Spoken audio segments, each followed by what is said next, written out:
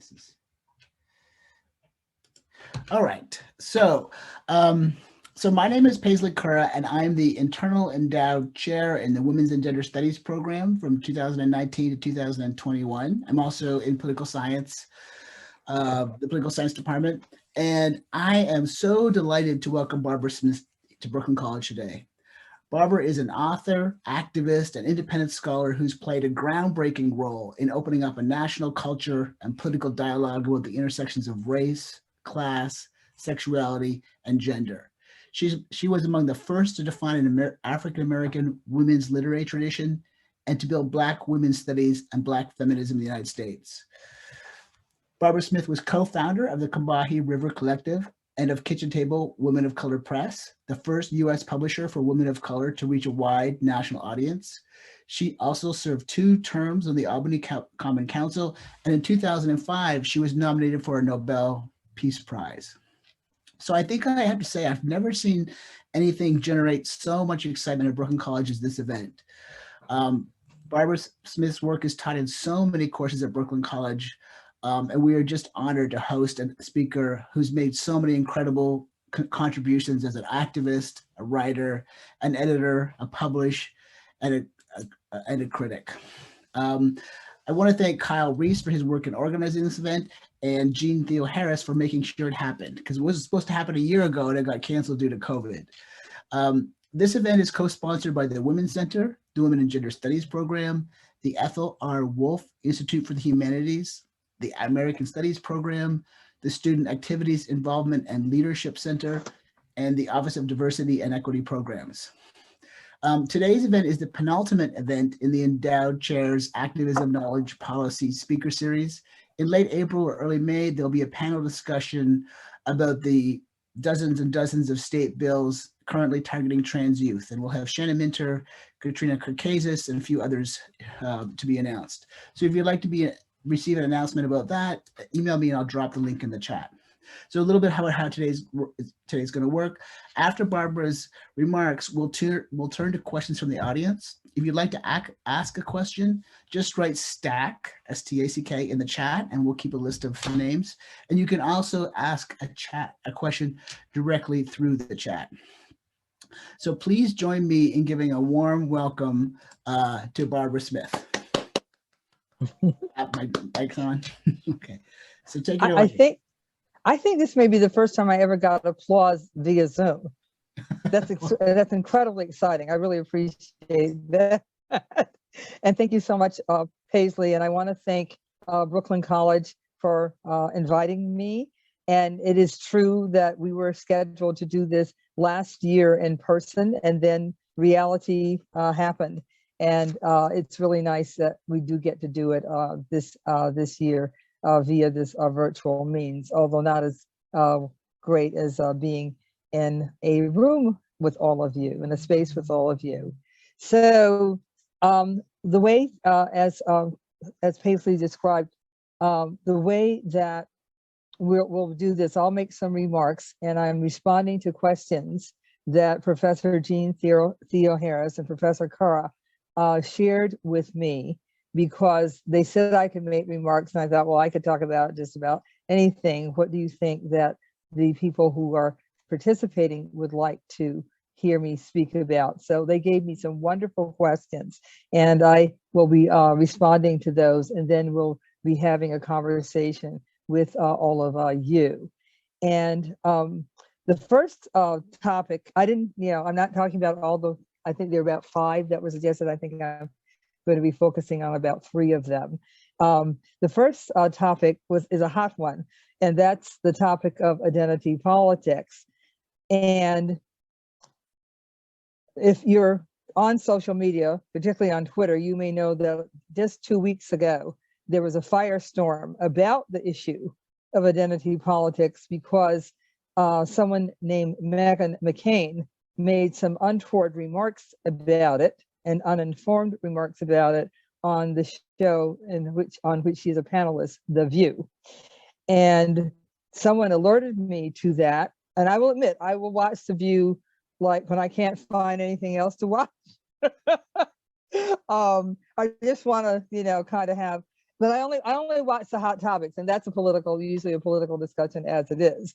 But anyway, I'm not going to lie and say, oh, I've never heard of The View, and I would never watch it. I do watch it. I watched it over the years, and the primary reason is because I just love Whoopi Goldberg. But be that as it may, they were having this conversation, and Meghan McCain, as I said, made these not informed remarks. Somebody alerted me to that, and so I wrote some tweets to say that she was mistaken and to explain what identity politics was. So it has been kind of in the news. And actually, I think I got 18,000 likes for that tweet, for those tweets. I also gave them some reading to do, most signally an article by Michael Denzel Smith about what liberals get wrong about identity politics. And then I also gave them a citation to the book How We Get Free, and that's Black Feminism and the Combahee River Collective, edited by Keeanga Yamada Taylor. So anyway, I see Twitter as educational. My function on Twitter, I hope, is educational. I try to let people know about things that they might not have known about otherwise, and that's what happened with identity politics. So it's really quite present and fresh in my mind. It always is.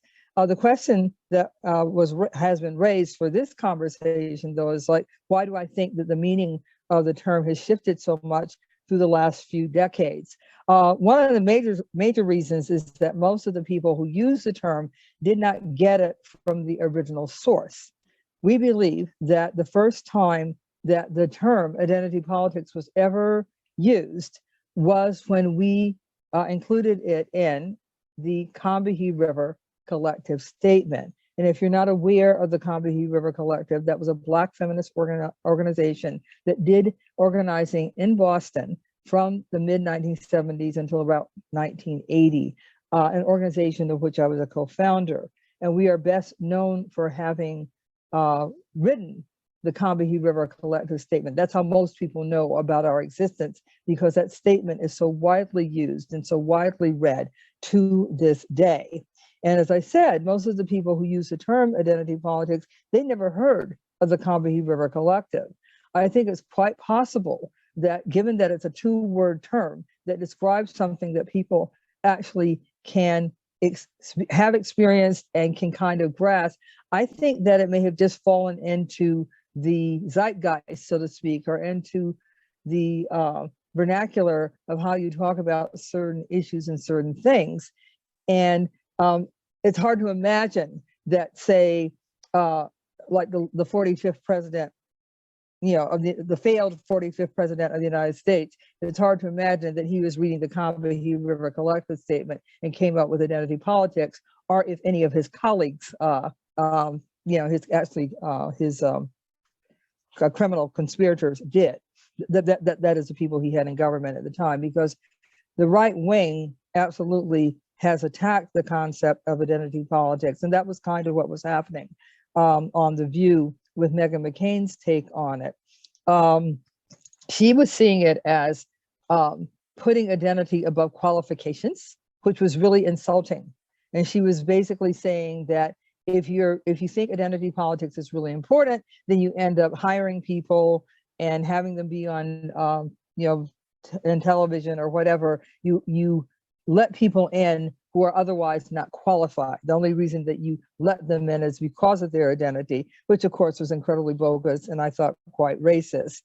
But the way that the left has also misunderstood it is more troubling, because the Combahee River Collective was definitely a part of the left, in fact, was a part of leadership in the left, although we did not know that at the time. We were just a small group of young Black feminists, primarily younger Black feminists, who wanted to create something for ourselves and out of our own experiences.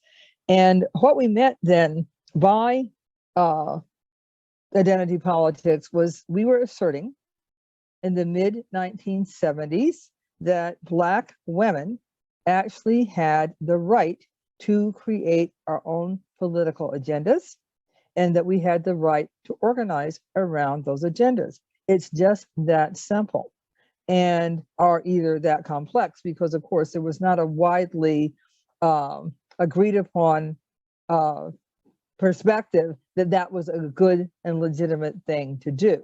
But we were saying that instead of being add-ons to other people's agendas or completely ignored, we need to look at all of these major issues and systems of oppression and policies and everything else. We need to look at it from a Black woman's perspective. Some years later, the concept of intersectionality came out, and many people see the kinds of work that we did and also before us, prior to the Combahee River Collective, the Third World Women's Alliance, and Double Jeopardy. I'm thinking about the incredible work of Frances Beale that predated the Combahee River Collective.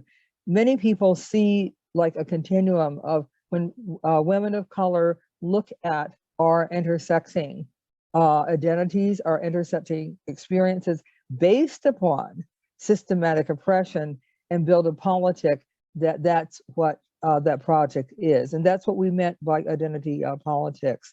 Another reason I think that people may get it wrong is that many people have been introduced to the concept of identity politics in academic settings. And they may be introduced to the concept of identity politics by people who are not politically active. So on the face of it, it may seem like what we're talking about is, are you a member of a particular club?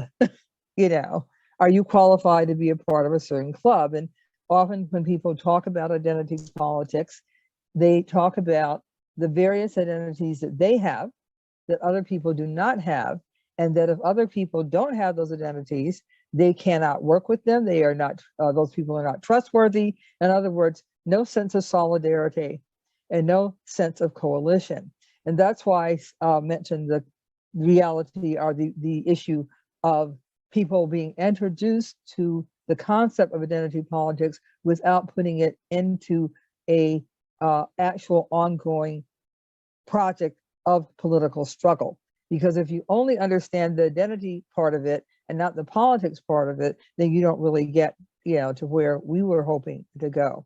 The Combahee River Collective, despite the fact that it was a Black feminist organization created by and built by Black women, we believed in coalition and we believed in solidarity. So the separatism, we opposed at the time, one of the most well, there are two kinds of separatism that were very significant at the time. One was Black separatism or Black nationalism, and the other was lesbian separatism. I don't think we had as many problems with Black nationalism as we did.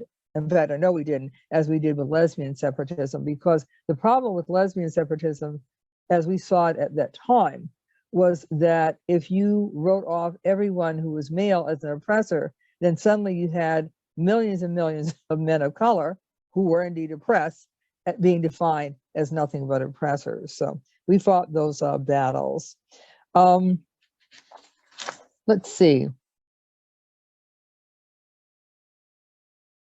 So I'm going to move on now to another question, and I'll look forward to anything that you wish to have further discussion about as our afternoon continues. There's a question about movement building. Oftentimes the movements of the 1960s and 1970s are presented like they somehow just happened. How were they built? Where did the Combahee River Collective come from? What was it responding to? What were you and the other founders involved in at the time? And why did you create it? Movements are built out of dissatisfaction with and a critique of the status quo. Protest is often the first manifestation of a movement, but movements are also the result of heightened consciousness about injustice and oppression, and also increasing the consciousness of those who share situations based upon systematic oppression.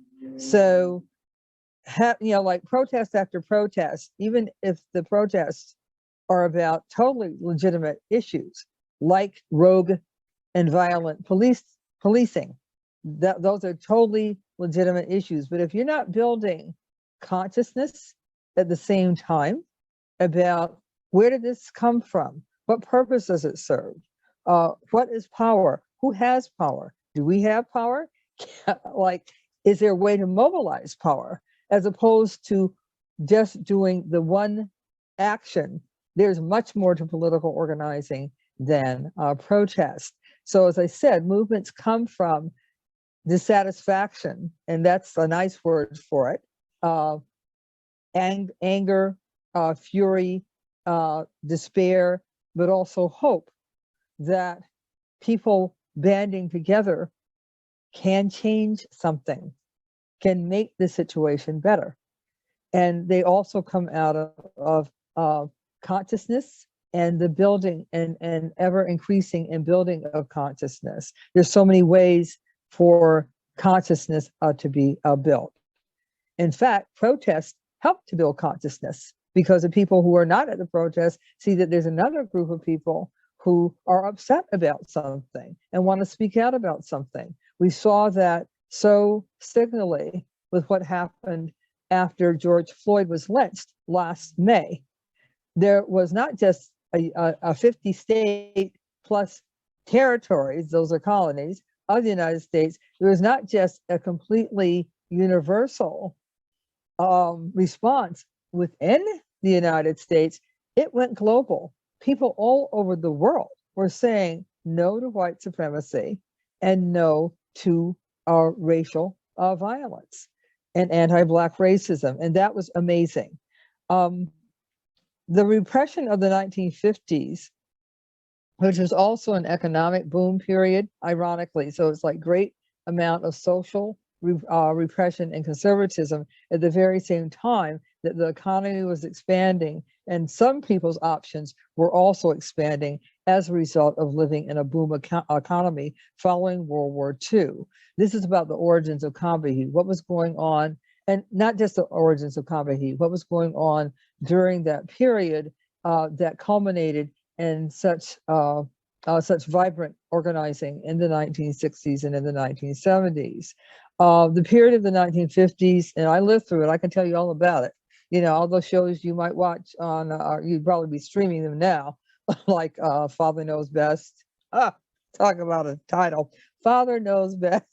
The Patriarchy, the Patriarchy Follies, and Leave It to Beaver, and just all those old bad shows. I watched them in real time on a black and white television, so I can tell you all about the 1950s. The first president that I really remember was Eisenhower, although I also recognized Truman. So I go back, to that time. It was no joke, and yet the people now, the right wing now, they want to return to the good old days of the 1950s, which for us were the good old days of Jim Crow, unchecked patriarchy and misogyny, and violent homophobia and transphobia. So good old days compared to what? But after all of that repression, it was like a pressure cooker in some ways. After all that repression, there was also something else happening called the baby boom. And I know everybody hates boomers, I'm one of them, so you can put me in that category.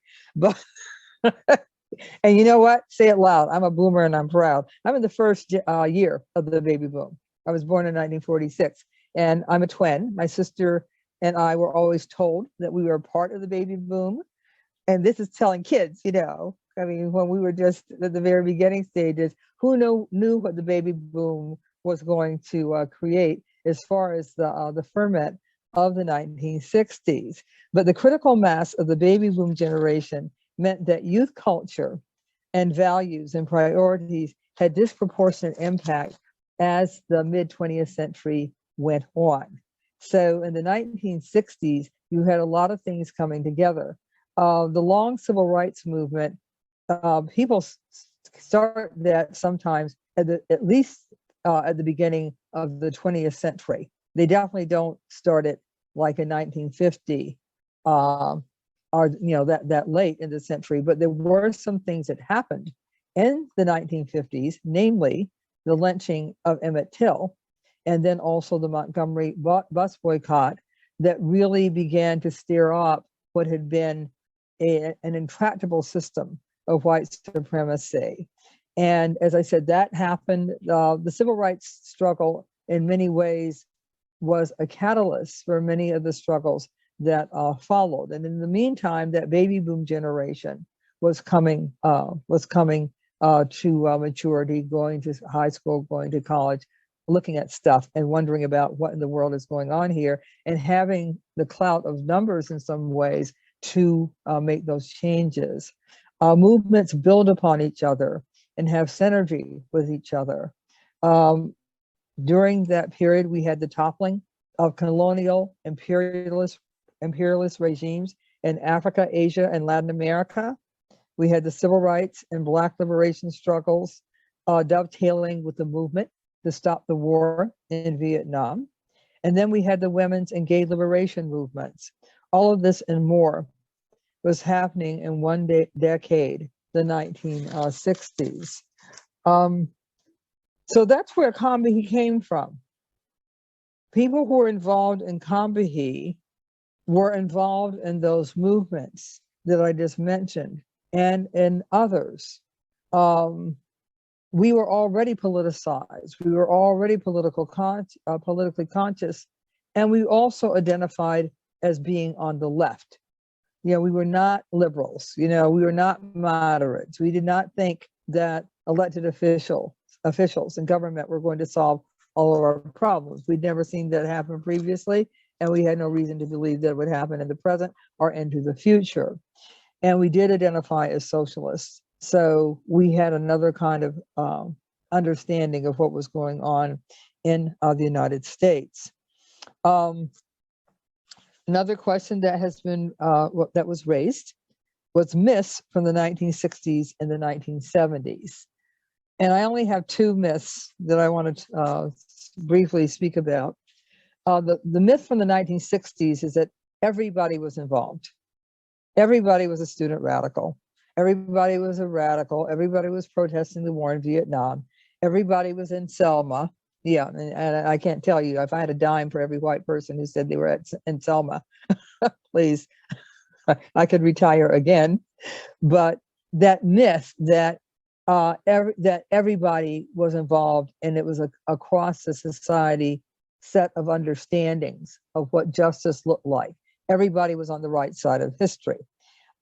No, that was not the case. In reality, most were not involved, but the impact of the organizing that the minority did, because it was never a majority, the impact of the organizing that the minority did profoundly touched the nation as a whole.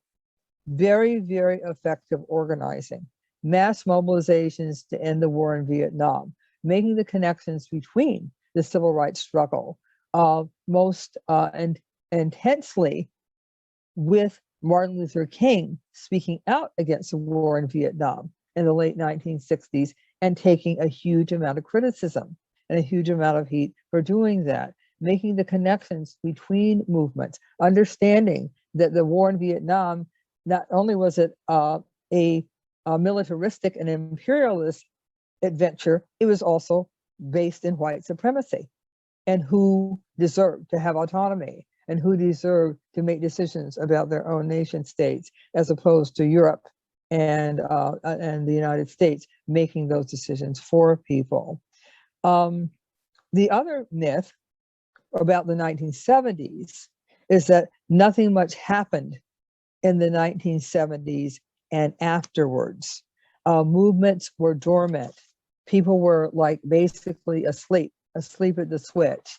And I'm going to hold up a book that is my book of the hour, or the moment, and it's Remaking Radicalism, a grassroots documentary reader of the United States from 1973 to 2001.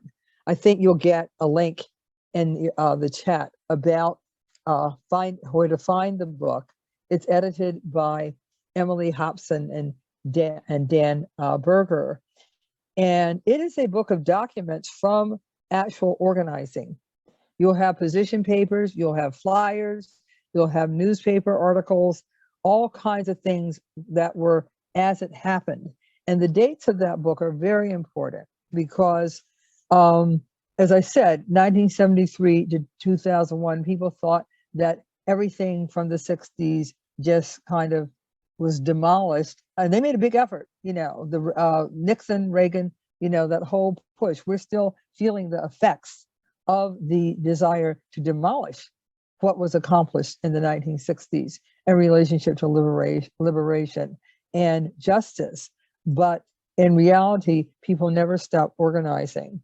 Another thing that's really terrific about Remaking Radicalism, the book, is that it is quite intersectional in how it is conceptualized, and it really gives credit in a way that I have not seen in similar kinds of books or projects. It gives real credit to the organizing of feminists who were a part of the left, and also to people in the LGBTQIA movement who are also a part of the left.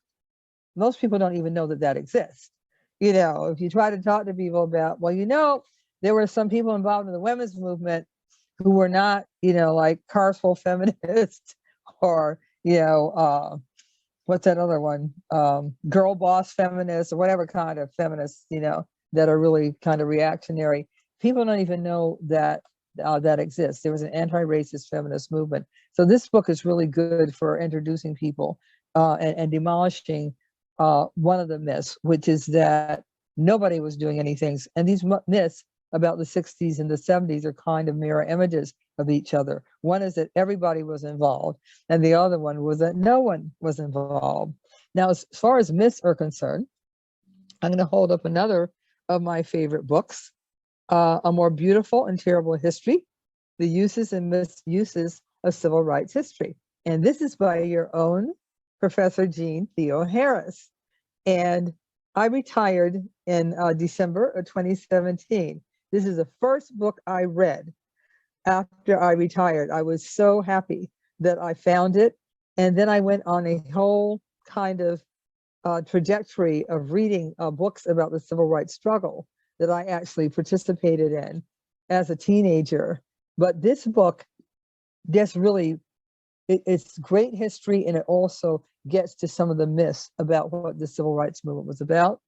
And I think I'm getting into the last one of the questions that I was going to respond to. Next to the last, I was asked to talk about some of my favorite books. So I've already showed you two of them. Here's another one, SNCC, The New Abolitionist by Howard Zen. SNCC, The New Abolitionist. It's about the Student Nonviolent Coordinating Committee. Most people know Howard Zen as the author of A People's History of the United States. But long before that book was ever written, he wrote SNCC, The New Abolitionist. He also wrote other books earlier and during that period. But if you want to find out, like, what's it like to be deeply involved in a movement that doesn't have like a $90 million budget, that's grassroots and that is dealing with life and death on a daily basis, SNCC, The New Abolitionist, is a great book to read. Both of these books about the civil rights movement are great. And you may see behind me that I have, I'm displaying the young adult version of Jean Theoharis's wonderful biography about Rosa Parks. So the last actual question then is a question about my being a socialist and how it affects my political understandings. And the thing that I would say, I want to take this to Combahee as well, take this back to Combahee. I did not mention that the Combahee River Collective started as a chapter of the National Black Feminist Organization. And the National Black Feminist Organization was founded, I think, officially in 1973. My sister, who I mentioned, my twin sister Beverly, and I attended the first Eastern Regional Conference of the National Black Feminist Organization in New York City in late 1973. And there were definitely luminaries of what became the Black feminist movement, including, I'm pretty sure Shirley Chisholm was there, and Alice Walker was definitely there, June Jordan, Faith Ringgold, Eleanor Holmes Norton. And those women who I just mentioned, except for Alice was even a little bit older than us, but not by much. But those women were a bit older than my sister and I, so there were people that we could look up to. My sister lived in New York at that time. I lived in Boston. So I went back we were asked to, those of us who were from the Boston area, who were at the conference, and people from whatever region from around the country were asked to go back to their home bases and organize chapters of the National Black Feminist Organization. We did do that, and we started in 1974. By 1975, we decided that we wanted to be an independent organization. And one of the factors of us being an independent organization and wanting to be an independent organization is because of the fact that we had anti-capitalist, explicitly anti-capitalist left political understandings and agendas, and we wanted to build a base in which we could carry those out. I believe that the reason that people talk about the Combahee River Collective Statement to this day and also find it useful is because of the fact that we were socialists and had a materialist analysis and understanding of how the world is put together and how oppression works. We were not merely saying, oh, isn't it lovely that we're all Black women and we found each other and it's just so wonderful and we'll celebrate our wonderful Black women selves. We did do that. We actually were excited about having found other Black women who knew that there was something wrong with sexism in a Black context, knew that there was something wrong with violence against women, knew that there was something wrong with being a second-class citizen based upon gender. The word misogynoir, of course, was coined many decades subsequently, but basically that's what we were, one of the things we were fighting against. So we were very excited to find each other, but bottom line, we also believed in political struggle and in carrying out on a continual basis political practice. Practice means you actually do organizing. Practice means that you're actually involved in movements. Practice means that you work in concert with other movements when you can around issues that affect all of you and in which you are agreement. Nowadays, for example, the movement around the environment and the climate crisis and global warming, this is a major movement. What's the relationship of Black feminism and of feminists of color to that movement? We figure out ways. Some of the leadership of the climate disaster, climate crisis, global warming movement, the environmental movement, some of that leadership around the globe is women of color. So that's the difference between the idea of like, isn't it wonderful to celebrate being women of color and making it operational in our work. Just one last word about the movement for Black lives and the Black Lives Matter movement. The leadership of that movement is also gloriously many Black women and femmes. And it's just amazing to think, and they say explicitly, some of them say very explicitly, we are organizing with a queer Black feminist lens. Charlene Carruthers in particular says that, and that's the title of her paraphrase of her book. It's like it's a movement that is not primarily focused on gender and sexuality issues, and yet people who are involved in that movement and in that organizing see that the perspective and the analysis of Black feminism is absolutely a bedrock and a base for what they wish to do and how they wish to intervene in the world. So I think I'm done now. And I look forward to hearing your comments and questions. All right. Well, thank you so much. Those were such so much to think about, and I'm sure we'll have time to kind of ask more about them. We're going to start with some questions. And so just a reminder, if you want to ask a question directly, just write stack in the chat or write your question in the chat.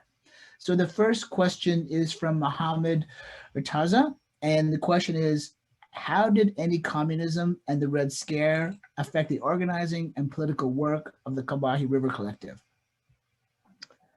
I think that's an interesting question because I kind of, in my mind, see it as slightly different periods.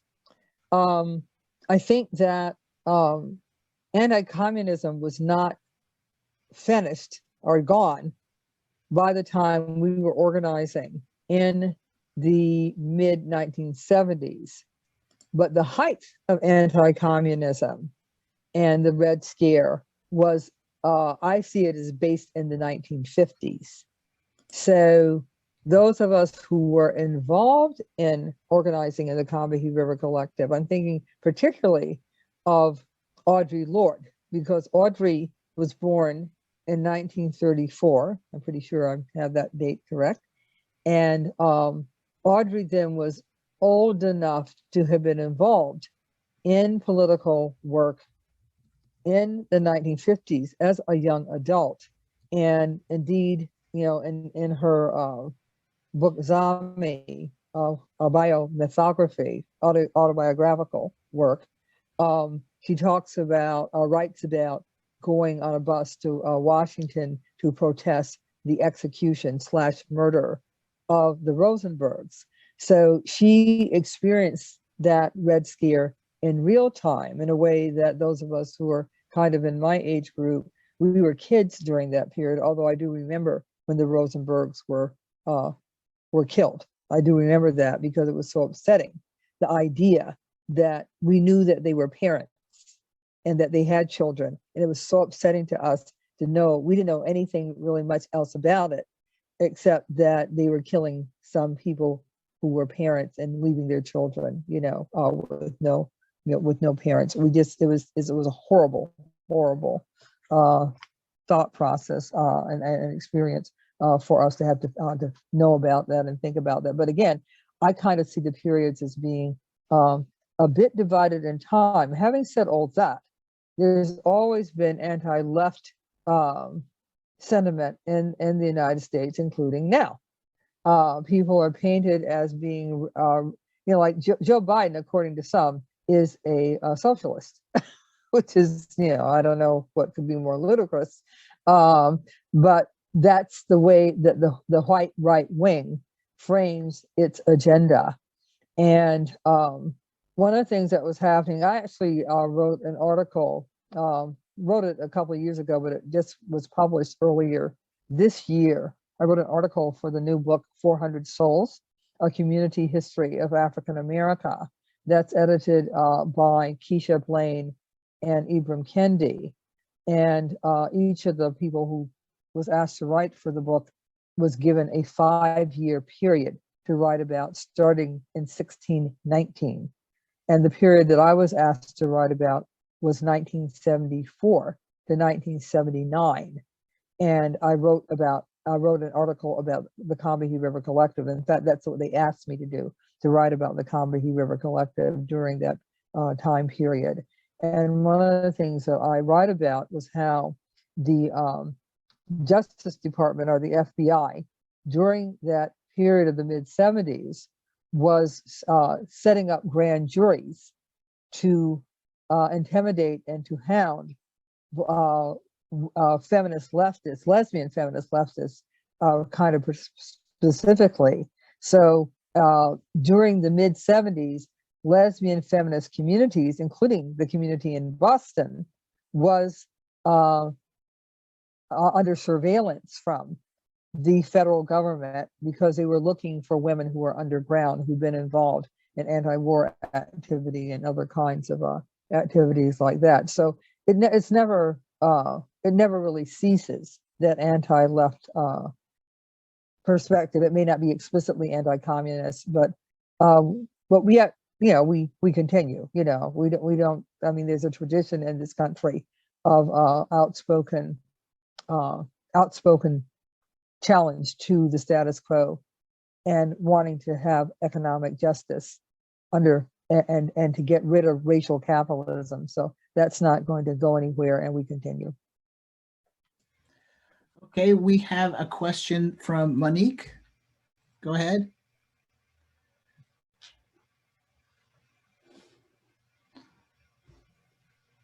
Monique, are you there? Yes, I am. So sorry. Hi, Barbara. It's such an honor for me to be able to sit and listen to you, because I came up in the UK, in London, and Conditions 5 and Homegirls, and all the men are black, all the women are white, but some of us are brave. Those are like my marching orders. I have been doing some organizing actually at Brooklyn College, and I was wondering if you could speak to maybe what you see as the difference. I haven't done a lot of reading on the Black Lives Matter movement in terms of its philosophy or theory. I mean, obviously I've seen the actions that have been taken, and I was interested that you were saying that it's done with a feminist lens. But I see the political action that's being taken there in this movement as kind of a sea world away from the kind of representative energy that was going on with multiculturalism, and which is largely embedded in the academy. So I wondered if you could speak a little bit about the differences between, or what you see as the difference in this current wave of political activity and identity. Is that a crazy question? Different from back in the day, or? Well, I mean, different from what immediately preceded it in terms of the way that identity has been embedded in the academy, in terms of like the classification of groups and so on. Well, I think, I don't know if this is so particular to the movement for Black Lives, but I think that, as I said earlier, I think that the way that academics might come at the concept of identity and what it means in identity politics is different from where it is on the ground. My understanding is that within the movement for Black Lives, because of its Black feminist leadership, that there's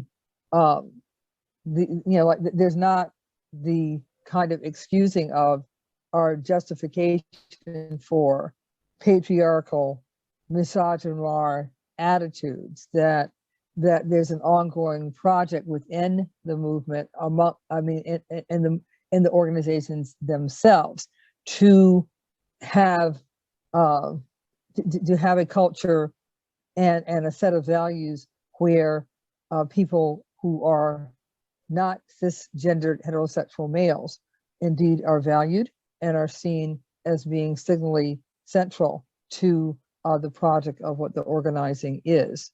I think that I was actually looking for a citation. I think I might have missed the drift. I hope I'm responding to what it is you were wanting to ask about, but I wanted to be able to say specifically what Charlene's book is titled. It's Unapologetic: A Black, Queer, and Feminist Mandate for Radical Movements. This is such a great title, because look at what she's doing. Now, this is a person who's been a leader in the movement for Black Lives, namely as the first executive director of BYP 100, which is Black Youth Project 100, which started in Chicago and is now and became a national organization. But to say, well, unapologetic, of course, that's great, but queer and feminist mandate for radical movement. She's basically saying that radical movements need to incorporate a queer, Black, and feminist perspective. And I think that that's the legacy of what we did as Black feminists of the 1970s. Thank you. And did I address what you wanted me to address? Kind of, but I mean, I probably just need to read the book. Oh I no, don't well, know. no. I want to make sure everybody's taken care of. If you want to just ask me one more thing, please do. Let me come back to it. See if Okay. I can frame it. Yeah. Thus create a trustworthy relationship between Um, knowledge and learning. So our If next adventure educators question- were to practice their own autonomy, they could encounter more awareness Oh. about the differences in their power in relationship with to teaching.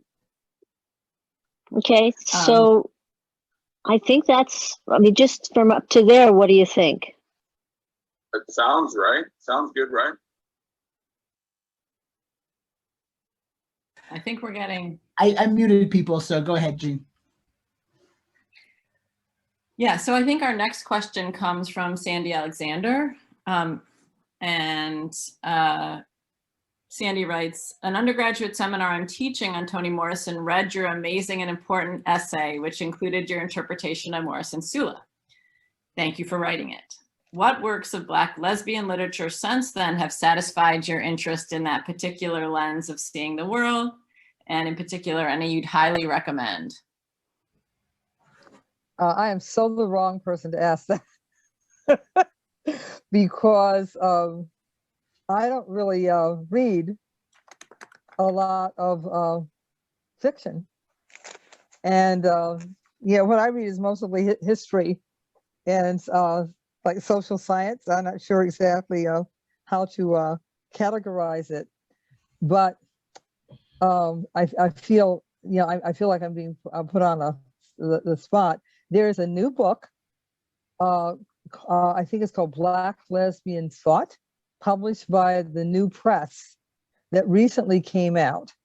And it's not, I don't think it's a collection of fiction primarily, but because it's Black lesbian thought, but it is a new book, and I am not thinking of at the moment, I'm so sorry, because I don't really know the person. I only know her through correspondence or whatever. I'm not recalling the name of the person who edited it, but that I think, you know, is somewhere to look at contemporary, you know, some contemporary and also older writing. But as I said, I'm not a good person to ask that because I don't really read fiction, poetry, and literature. I don't have much to share with you about that. So I hope that you, I just know, I'll say this, I know there's a lot of it. I know that there's a lot that did not exist back in the day. And that's one of the reasons that I wrote the essay the way that I did, because there wasn't anything that I knew about that was actually explicitly Black lesbian literature. A couple of years later, as Monique mentioned, I co-edited a special issue of a lesbian feminist literary magazine, Conditions 5, and that was chock full of both feminist and lesbian feminist Black writing. And some people who are now considered to be classic writers with distinguished careers, some of their first writing appeared in Conditions 5, the Black women's issue.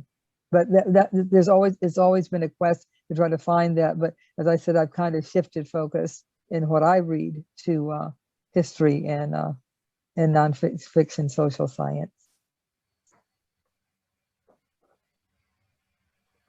Great. We have a question from Abdullah Bhatti. Abdullah, do you want to ask your question or do you want me to read it? I can read it. So Abdullah asks, has your vision from the Combahee River Collective been brought to light in 2021 with thought and consideration of the intersectionality of race, gender, and sexual identity? Has there been change, acknowledgement, or even discussions about the needs that aren't being met for Black queer women? Oh, I would say absolutely. Absolutely the vision that we have, because now people who are considered to be,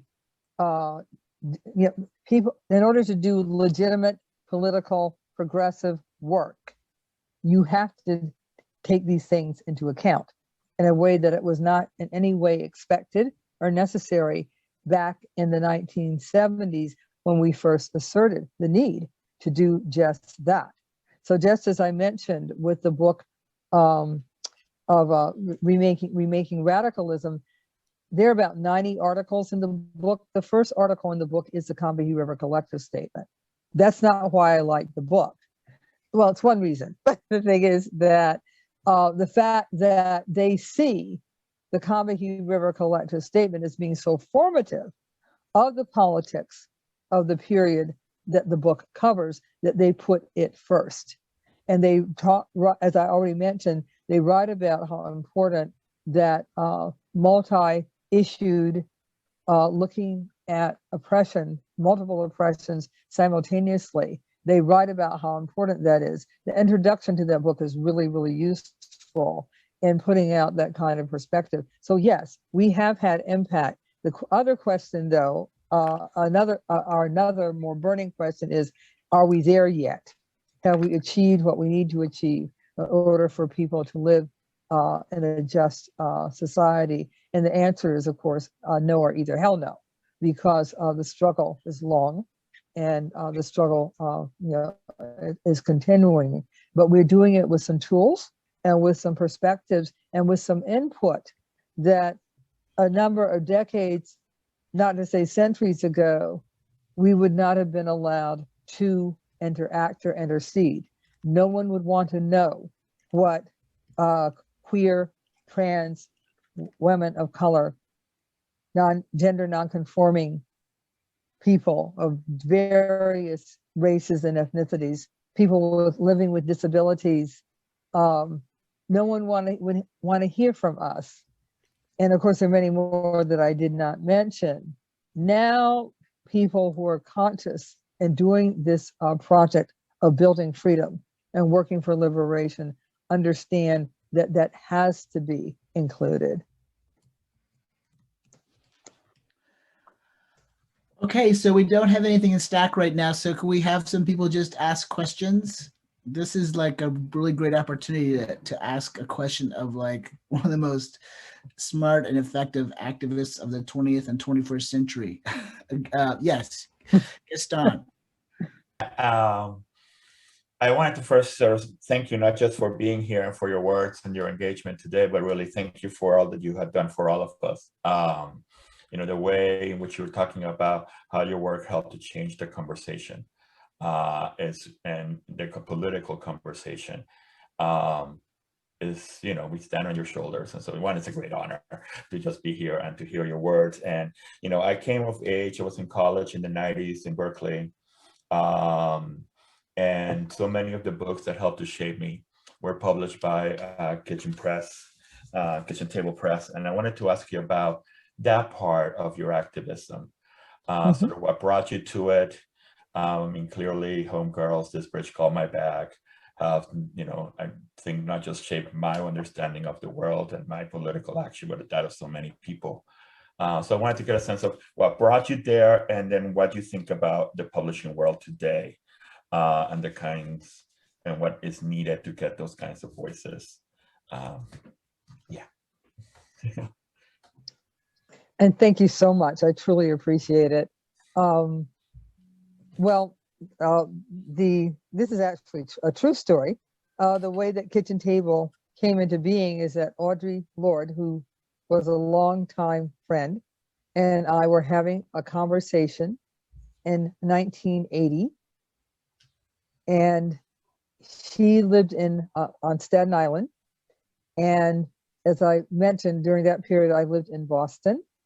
And she was coming to Boston to do a Black women's poetry reading for Halloween. And it was organized by a wonderful white gay man named Clover Chango, I think Chango.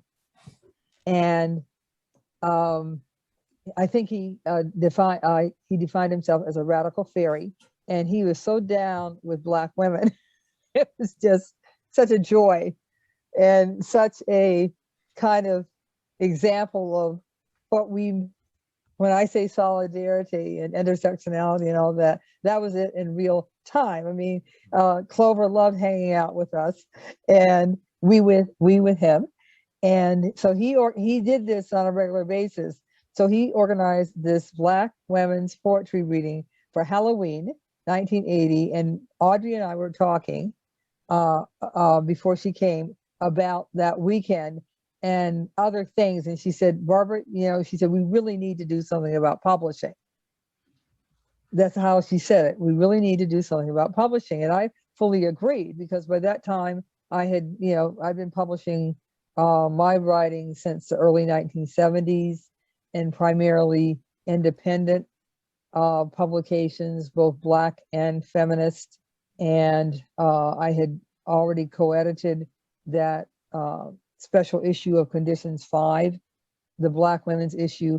And I heard her, is like, yeah, we need to have our own means of production, and we need to be able to make decisions. And that's how Kitchen Table Women of Color Press started. We actually had a meeting that weekend, that very weekend, Halloween weekend of 1980, and we started planning for the press. And a year later, we announced ourselves. Cherie Moraga was very much a founder of Kitchen Table Women of Color Press. And eventually, you know, not even eventually, soon, I moved to New York City. And one of the reasons is because Audrey was there. And if we were going to do this, we did need to be, you know, it was certainly easier if we were in the same place. There was no Zoom in those days, no Zoom, no personal computers, no fax machines, just nothing, you know. We had Xerox machines and telephones and letters. I know you don't know, well, I'm not saying you got some, but I know there's some people on this call who don't really know exactly what a letter is, but but that's how we communicated. Look it up. But anyway, we started, and one of the things that I was writing to a friend of mine, actually a little note, who lives here locally, but I was sending him a little note specifically about Kitchen Table, because we were talking about the horrific rise in anti-Asian and Asian Pacific Islander violence spawned by white nationalism and leadership, and, you know, just, you know, the most appalling, you know, scenario that one could imagine. Someone who did nothing about the pandemic and has like almost 600,000 people, you know, dead on his watch, at the very same time using xenophobic, anti-Asian terminology to talk about that pandemic that he did nothing about. Be that as it may, this friend of mine and I, a political comrade and friend, we were talking about the horrors of these attacks.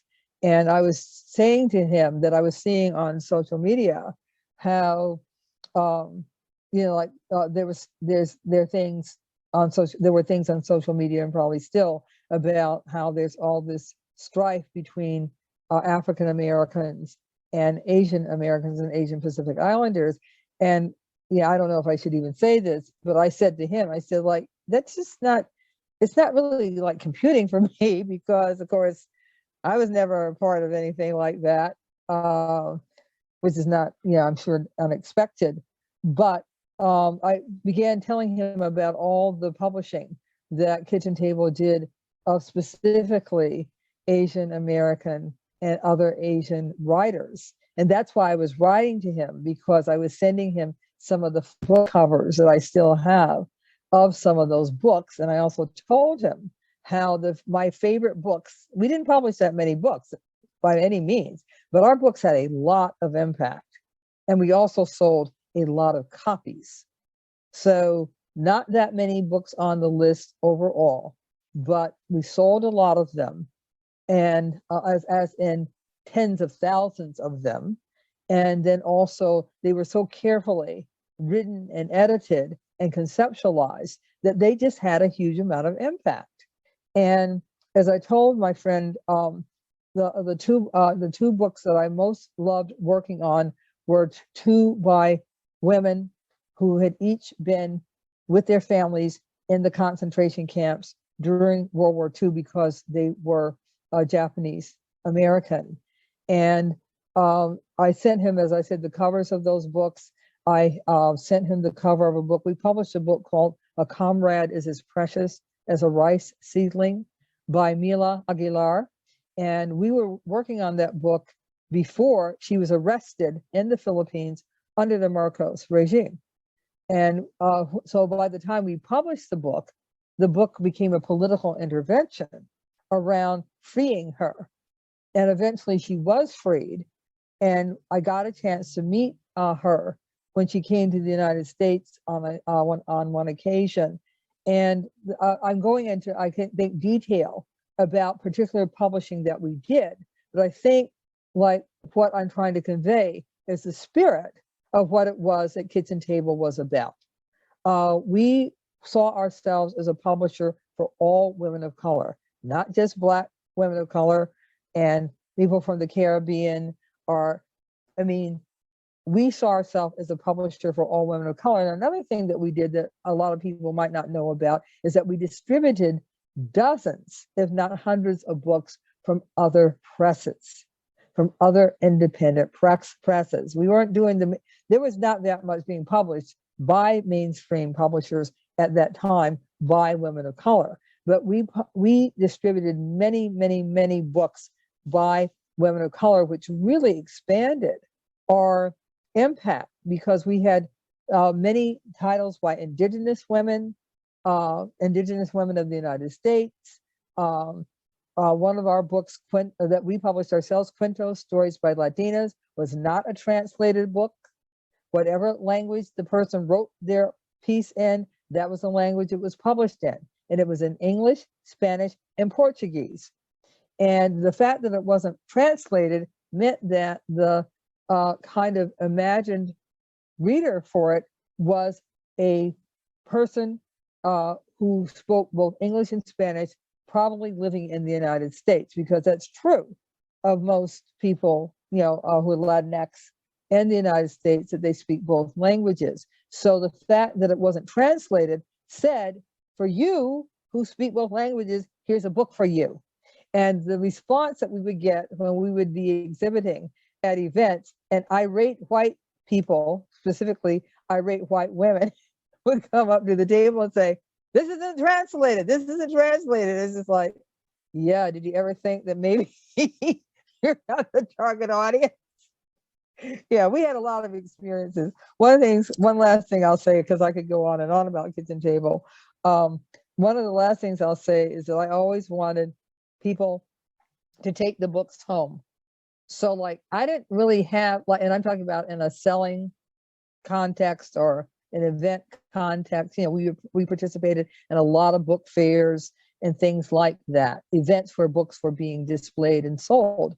And as I said, I want them to take the books home. I don't care what happens after that. I just want them to take them home. And by that, what I meant is that I want people who might not get it or hear it in any other way might indeed be attracted to this beautiful book, because our books were beautiful, I have to say. They were beautifully designed books. And that was on my watch, because although I have no training in graphic design, I took some art courses, as a younger person. But the thing is, it's not a skill. But I just knew I would say to my wonderful co-workers, most of whom were younger than I would say to them, it costs just as much to publish a ugly book, a pretty book, as it does to publish an ugly book. I said, we're publishing pretty books, and we did beautiful books.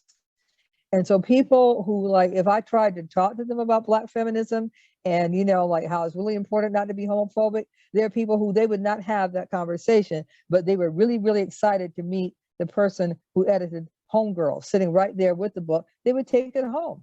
And then, whatever happened after that, Thanks for a wonderful question. Oh, no, thank you so much for those contributions. Thank you. Thank you. Okay, so the next question is from Asa Malik. Were there any moments you were ever scared of backlash from others who didn't agree with your work? I wasn't just afraid of backlash. I've experienced homophobic violence in a place called Brooklyn, actually, because I lived in Brooklyn in the early 1980s. My car was burned up. My apartment was vandalized, and it was a specifically homophobic attack. When I said the apartment was vandalized, it was also a robbery.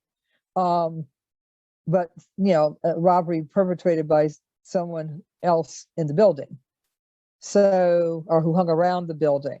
So yeah, there's backlash, and then there's like actually being the target of hate crimes or hate violence. Fortunately, not physical, but having the car burned up, that was a thing.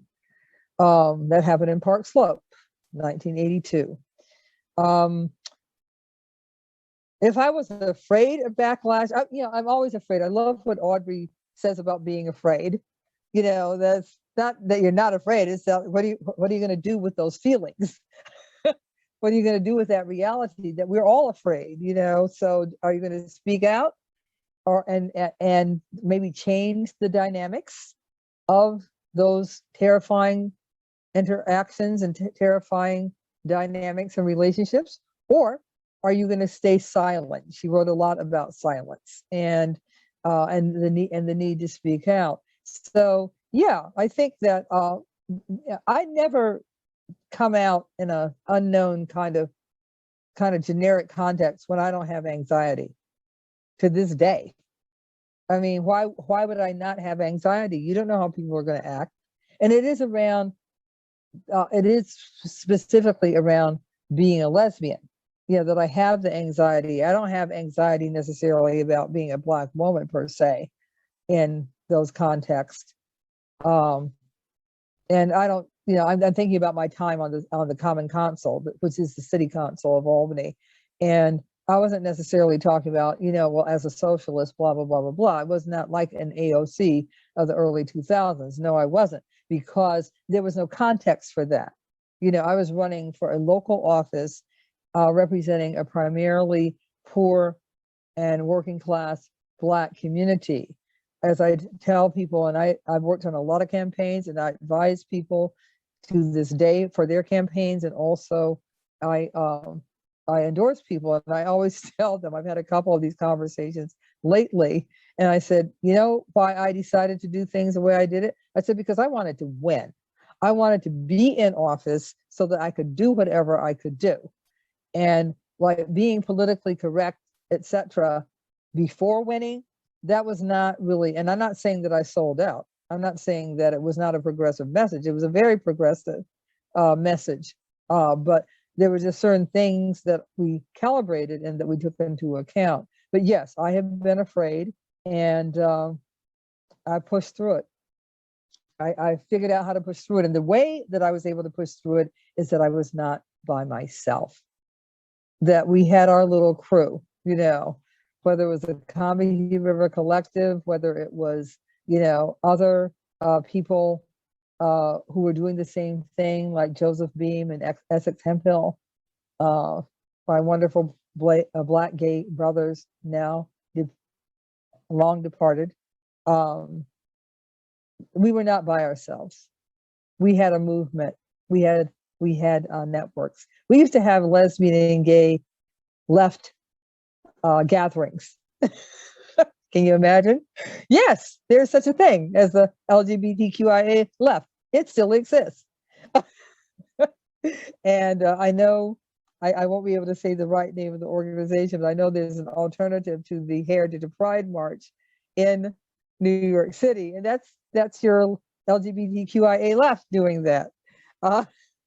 And I'm so sorry that I can't say exactly, you know what I'm talking about. Somebody can put it in to the chat, but the organization that for the last couple of years has had an alternative to the corporate police, police present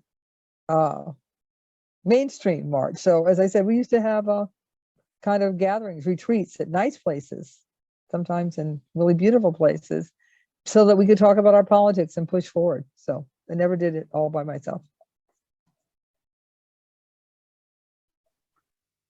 Thank you. So Power My Learning, I think we're going to change gears a tiny bit to sort of talk about like police violence. And so Power My Learning asks, how is the LGBTQ community today still dealing with abuse from police? And how are you and others using your voice to be heard to stop this madness?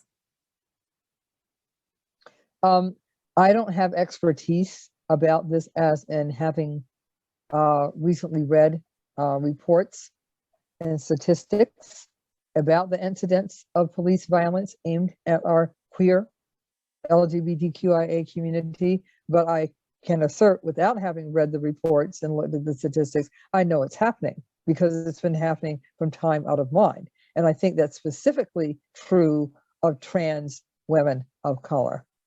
When we look at the police killings that have happened in the last year, we see that to be the case. And the only speaking out I do at this point, it seems, besides doing events like this one, is through social media. And there was a letter that was recently written by trans women. It's published on the last day of March, the last day of Women's History Month. It was Raquel Willis who asked me if I would be a signer for that. And it was basically to say, all you retrograde, hate mongering people who are bringing all this legislation, disinformation, and ignorance about the reality that there are women who are trans and that trans women are women. Hello, could it be more simple? But they asked people to sign on to that, and I was one of the people who did that. So in a way, that's speaking out. I think that we're in some ways hampered. We're hampered by there being so many things to handle all at one time and to pay attention to all at one time. But also, we certainly have been hampered by this pandemic, who we can see and what we can learn from who we can see. But I'm really glad. I'm glad that you raised that because just as we speak out against anti-Black extrajudicial killings, we need to do the same with our queer community. Okay, the next person on the list is Nick. Nick, are you ready? Is your dog barking? She was running around with a squeaky toy. All right, so I'm really pleased and happy that you could do this. I read the Combahee River Collective in my Identity and Politics class with Dr. Kerr, and I had questions. I'm organizing and co-hosting a trans CUNY event. And I'm wondering about what you think the best ways for intersectionality would be, or what would be most effective for coalition work. What may I ask you? What kind of event it's going to be? So it's for transgender student rights, because currently CUNY is not fully keeping up with New York City and New York State rights. So. Are you concerned that that people of different backgrounds who are trans will not come to the event, will not participate in the organizing? Is that what you're concerned about? Or are you talking about that? And I just would like more different people involved, or maybe even different causes that relate. Right. So you're really talking about building solidarity, building coalitions, and also finding co-conspirators, which is a much better word than allies, as far as I'm concerned. I think that. Do you have a core planning group? Is there a core planning group Yeah. who you're working with? I would suggest that with your core planning group, that you talk to them about what other issues have you been involved in, or are you concerned about, and also ask them, do you know people on our campus at Brooklyn College who you see as leaders who are working on other issues that are obviously somehow involved. I mean, the work for justice is a very broad agenda that encompasses a lot, encompasses virtually everything, and therefore it seems to me that there might very well be people, if approached in really open and thoughtful way, that may very well say, yeah, we need to have, we really stand with you. We see what these issues are. We're experiencing something parallel ourselves, because I'm sorry I'm not up on, what's going on at Brooklyn College. Exactly, I should have asked to be briefed about that. I usually do. When I visit a campus, I always ask what's going on. But there's something about the Zoom dynamic that that's a question that kind of did not get asked. But there must be people who are involved in struggles for other kinds of other kinds of justice issues that you would just want to reach out to. And the thing is, you can also reach out to them with an understanding that like, we're not asking you to become a daily member or like a consistent member of the organizing and the planning that we're doing. We just want to know that, like they could do something similar to what I just described, signing a letter of solidarity, or coming to one event and making their voices heard, or asking people from your organizing group to come to their organization to present. There are all kinds of ways, but the bottom line is like how people feel about each other and how they interact with each other.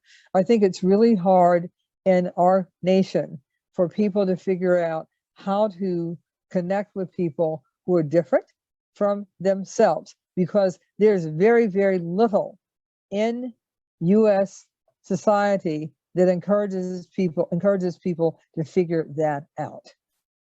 I mean, you could actually, I'm thinking about, what is it called? Education for Justice now. It was Teaching Tolerance at the Southern Poverty Law Center. That's a wonderful resource for how do you get younger people in those K through 12 grades, pre-K through 12, how do you get them to begin to think about the kinds of issues we're talking about today? But that's not universal.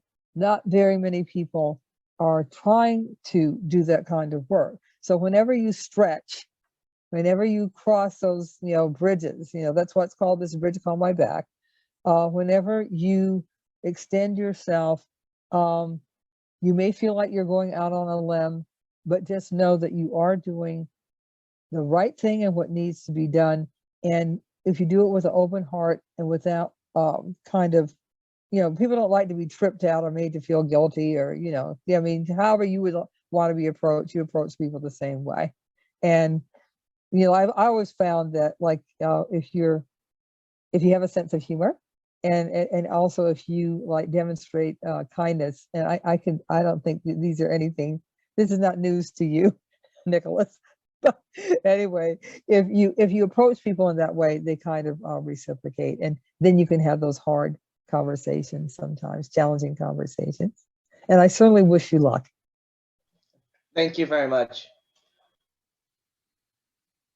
So the next question we have from Naya Archie, who asks, as a Black feminist in the United States, how do you maintain sanity living in an environment you constantly notice exists to undermine you?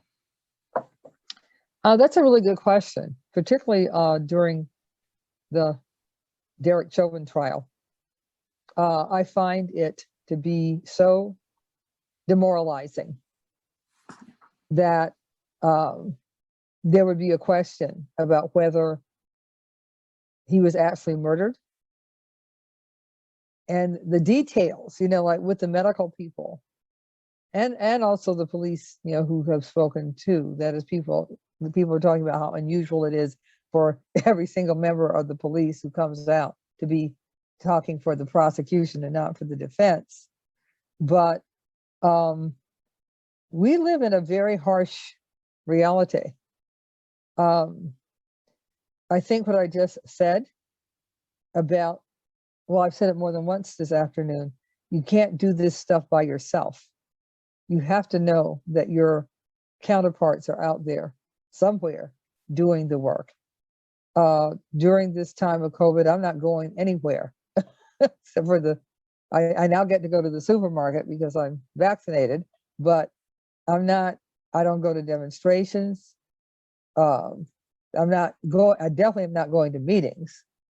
And I'm not in any organizations right now that are having meetings on a regular basis. I'm doing some teaching that movement teaching, not classroom teaching, but I'm doing some of that we has a regular schedule of getting together on a periodic basis. But as I said, I'm not really doing the kinds of things I might have been doing before the pandemic and that I may do after the pandemic is over. But I do know that the people who are committed to this, and many of them are friends of decades duration, I know that they're with me, even if I'm not seeing them, and that we're about the same thing. Even though Jean and I don't know each other and haven't known each other for that long, I consider Jean to be one of those people. So it helps me to know that, you know, Jean is doing the things that she's doing. That helps me. It helps me to know that movements exist, that people are speaking out. Even if I'm not going to protests and demonstrations, people are. And that gives me life and hope. I love to laugh. And I find comedy and comic approaches to reality help me a great deal. Because if you can't laugh about it, you're done. You're really done. And people might say, but there's nothing funny about this. Well, there never was anything funny about it. And yet we have Lenny Bruce and George Carlin and Dick Gregory and Richard Pryor. They all had careers, you know, and there was nothing funny about what they were dealing with either. So, but somehow they were able to find the humor, the irony. It's really the irony in all of it. You know, there are people today. So I love to laugh, and I try to do it as often as possible. I think we have time for one or two more questions. So anyone who's been holding back, or faculty members who've been holding back because you don't want to overwhelm the students, now could be your time. Or Professor Theoharis. Oh, good. Liza, go ahead. Thank you. And thank you, Barbara, so much. I just adore your work. I'm a political theory professor at Elon University in North Carolina, and I specialize mainly in feminist theory and critical race theory. And so your work has just been so instrumental. And I have a question about the Academy and sort of building on, was it Gaston's question in relation to Kitchen Table? And of course, I also really love that press, and it's been really formative for me as well. I'm wondering, so I was looking again at that title of the book you mentioned that I can't wait to go read, Remaking Radicalism, because the way I understood what you were saying about it is, it challenges the myth, right? That this radical work hasn't been continuing since the 70s. I'd love to see a version of that book in the Academy, right? So radicalism that's continuing in the Academy, because I think that in the same way that you were talking about how there was a concerted effort to try to slow that down starting in the 70s.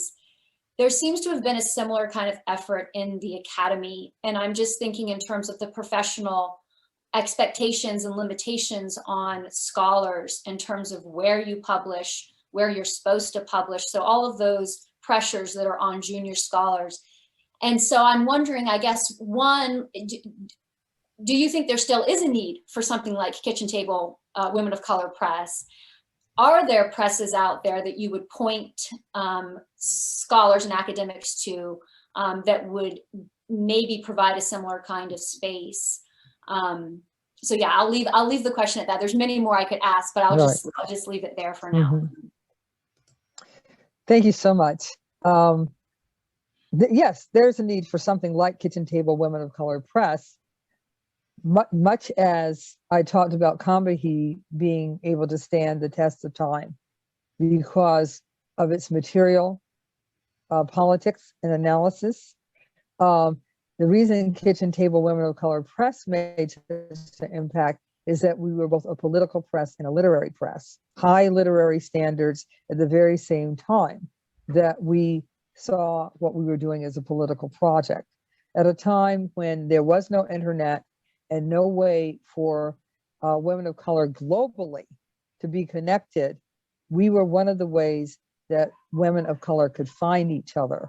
And there was nothing more exciting than looking at the mail as it came in and seeing the stamps and the postmarks from China and from nations in Africa and from Chile and from all those places that we couldn't get. We could not get to them.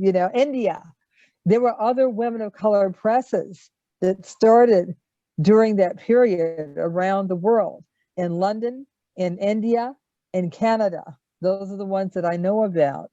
And there were periodicals, some in Latin America, as I mentioned, in South America. So it was a project. We were like, people would contact us about things that had nothing to do with publishing, but had everything to do with how do I negotiate my life and my politics as a woman of color, and particularly as a lesbian of color. We used to send our books free to people who were incarcerated. So we just had a different way of doing things. It was, we were not in it we wanted to be able to try to keep on doing the work monetarily. And to say it was tough is such an understatement, but we had a political vision. And Audrey had that political vision. We started with a political vision and we carried it out through the mechanism of publishing. Now, presses that I've noticed are Verso, the New Press, and Beacon, and Haymarket. A lot of the books that I read seem to be published by those publishers. So I don't know, that's all I can say. But none of those are academic presses. Actually, Remaking Radicalism is published by the University of Georgia Press. Just go figure. Georgia, that renegade Jim Crow 2.0 state, has a university press that has published a book called Remaking Radicalism.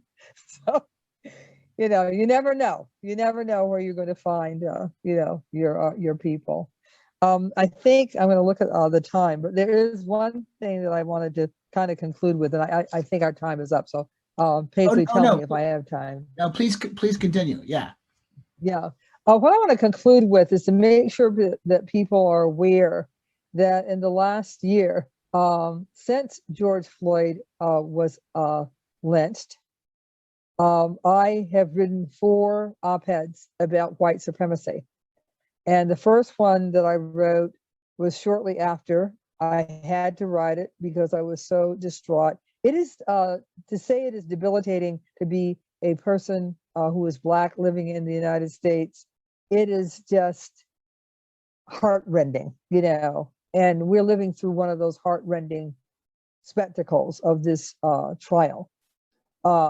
It's just, to be constantly reminded that, your life is worth nothing, because that's the message that we get on a daily basis. And we don't know what the verdict is going to be. So if a certain individual is acquitted, or if he only gets the lightest of those 3 sentences that he might possibly get, we will be getting a message. And even if he is not, if he is convicted, we still have white supremacy.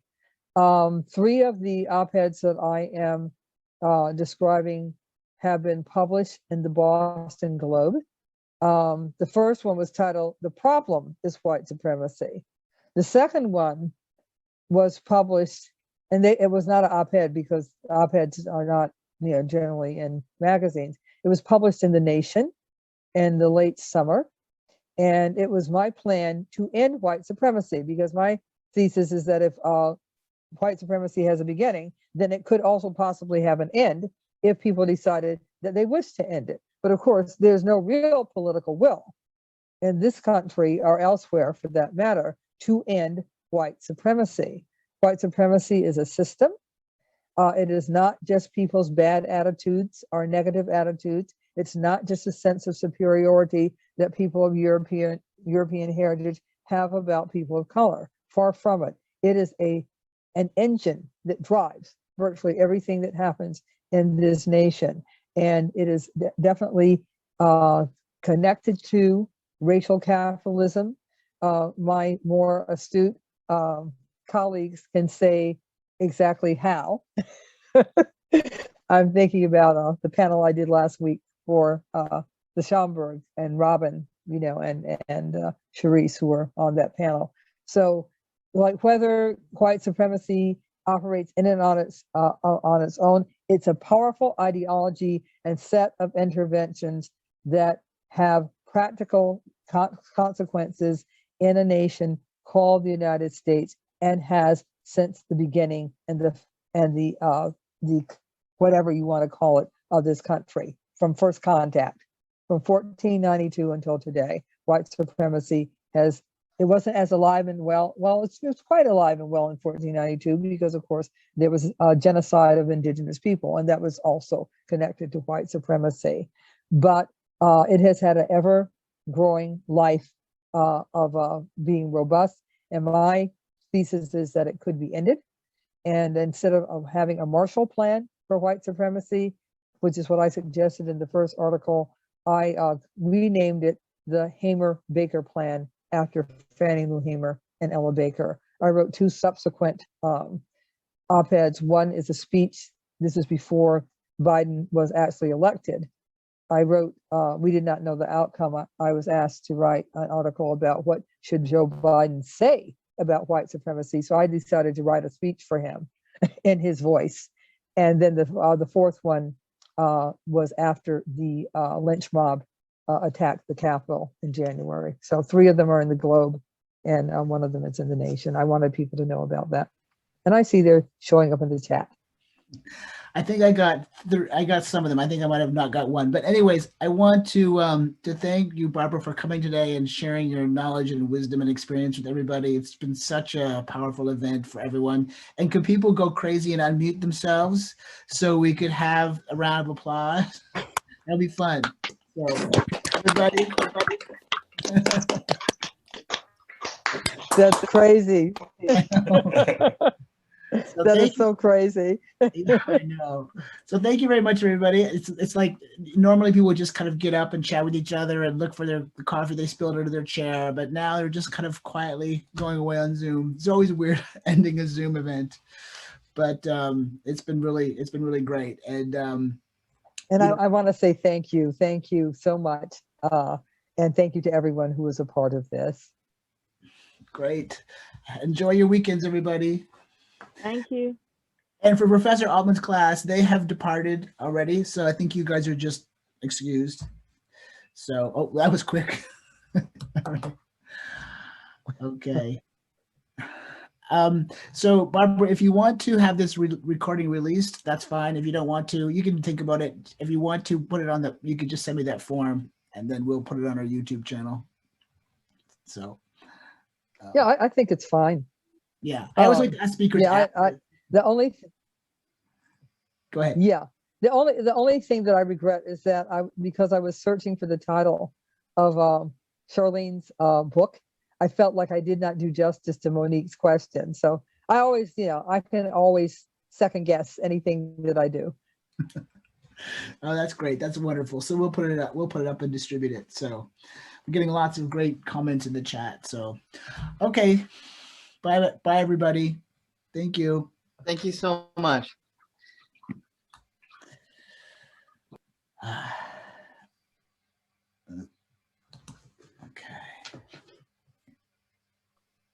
Professor Altman, are you going to stay for a little?